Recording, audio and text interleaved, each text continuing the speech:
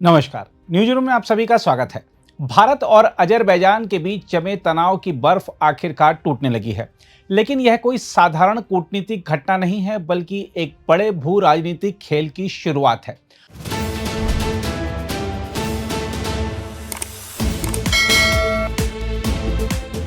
Baku में हुई उच्च स्तरीय बैठकों ने साफ कर दिया है कि दोनों देश अब टकराव से आगे बढ़कर रणनीतिक संतुलन की नई इबारत लिखने को तैयार हैं। हम आपको बता दें कि 3 अप्रैल को अजरबैजान के विदेश मंत्री जेहून बायरामोव ने भारत के विदेश मंत्रालय के पश्चिम मामलों के सचिव सीबी जॉर्ज के नेतृत्व वाले प्रतिनिधिमंडल से मुलाकात की। यह मुलाकात केवल औपचारिक नहीं थी, बल्कि इसमें द्विपक्षीय संबंधों की पूरी तस्वीर को खंगाला गया। व्यापार, ऊर्जा, पर्यटन और शिक्षा जैसे क्षेत्रों में सहयोग की संभावनाओं पर चर्चा हुई। वहीं जिन मुद्दों पर मतभेद हैं, उन्हें भी खुलकर सामने रखा गया। सबसे महत्वपूर्ण बात यह रही कि दोनों देशों ने साफ तौर पर माना कि मतभेद हैं, लेकिन उनका समाधान केवल संवाद से ही संभव है। यही वह संकेत है जो इस पूरे घटनाक्रम को साधारण कूटनीति से ऊपर उठाकर रणनीतिक पुनर्संतुलन की श्रेणी में ला देता है। वहीं विदेश मंत्रालय स्तर की राजनयिक वार्ता में अजरबैजान की ओर से उप विदेश मंत्री एल्नूर ममदव और भारत की ओर से सीबी जॉर्ज ने नेतृत्व किया। इस दौरान न केवल द्विपक्षीय मुद्दों बल्कि मध्य पूर्व में बढ़ते तनाव सहित वैश्विक और क्षेत्रीय सुरक्षा चुनौतियों पर भी चर्चा हुई। साफ है कि यह वार्ता केवल दो देशों के रिश्तों तक सीमित नहीं थी, बल्कि व्यापक भू राजनीतिक संदर्भ से जुड़ी हुई थी। हम आपको बता दें कि इस पूरी कहानी की जड़ ऑपरेशन सिंदूर में छिपी है, जिसने दोनों देशों के रिश्तों को गहरे संकट में डाल दिया था।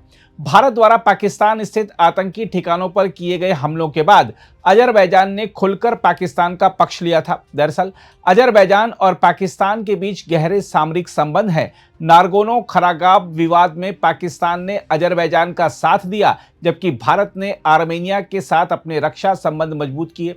यही वजह थी कि अजरबैजान ने भारत पर आर्मेनिया को हथियार देने का आरोप लगाया और अंतर्राष्ट्रीय मंचों पर भारत के खिलाफ बयानबाजी भी की। लेकिन अब हालात तेजी से बदल रहे हैं।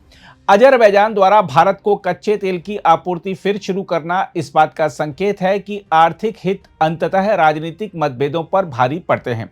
भारत की ऊर्जा सुरक्षा में अजरबैजान की भूमिका बेहद अहम है, क्योंकि वहां से आने वाला तेल दोनों देशों के व्यापार का सबसे बड़ा हिस्सा है।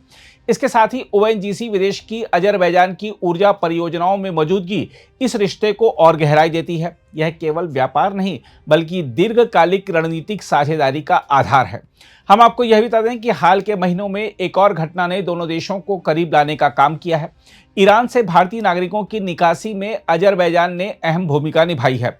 जब हवाई मार्ग बंद थे, तब जमीनी रास्ते खोलकर सैकड़ों भारतीयों को सुरक्षित बाहर निकाला गया। भारत ने इसके लिए खुलकर आभार जताया, जो इस नई शुरुआत की मजबूत नींव बन गया। करीब 1200 से अधिक भारतीय, जिनमें बड़ी संख्या में छात्र शामिल थे, इस प्रक्रिया के जरिए सुरक्षित निकले। यह केवल मानवीय सहयोग नहीं, बल्कि भरोसे की पुनर्स्थापना थी। रणनीतिक दृष्टि से देखें तो अजरबैजान काकेशस क्षेत्र का एक महत्वपूर्ण केंद्र है। यह क्षेत्र यूरोप और एशिया के बीच संपर्क का सेतु है। भारत के लिए यह ऊर्जा, व्यापार और संपर्क के लिहाज से बेहद अहम है। वहीं अजरबैजान के लिए भारत एक विशाल बाजार और उभरती वैश्विक शक्ति है। देखा जाए तो इस पूरे घटनाक्रम का सबसे बड़ा संदेश यह है कि वैश्विक राजनीति में स्थायी दोस्त या दुश्मन नहीं होते, केवल हित स्थायी होते हैं। भारत और अजरबैजान दोनों ने यह समझ लिया है कि टकराव से ज्यादा फायदा सहयोग में है, लेकिन यह रास्ता आसान नहीं होगा। पाकिस्तान और आर्मेनिया जैसे कारक अब भी इस रिश्ते को प्रभावित करते रहेंगे। ऐसे में भारत को और अधिक आक्रामक, स्पष्ट और दीर्घकालिक रणनीति अपनानी होगी। बहरहाल, बाकू में हुई यह बैठक केवल एक कूटनीतिक घटना नहीं, बल्कि आने वाले समय की दिशा तय करने वाला मोड़ है। यह वह बिंदु है जहां से भारत और अजरबैजान के रिश्ते नई ऊंचाइयों की ओर बढ़ सकते हैं, या फिर पुराने मतभेद फिर से उठा सकते हैं। अब नजर इस बात पर है कि यह नई दोस्ती कितनी गहरी और कितनी टिकाऊ साबित होती है। अगर आप भी लेना चाहते हैं देश दुनिया की तमाम जानकारी, तो आज ही सब्सक्राइब करें हमारे चैनल को। साथ ही नीचे दिए बेल आइकन को जरूर दबाएं, ताकि हर अपडेट आप तक पहुंच सके।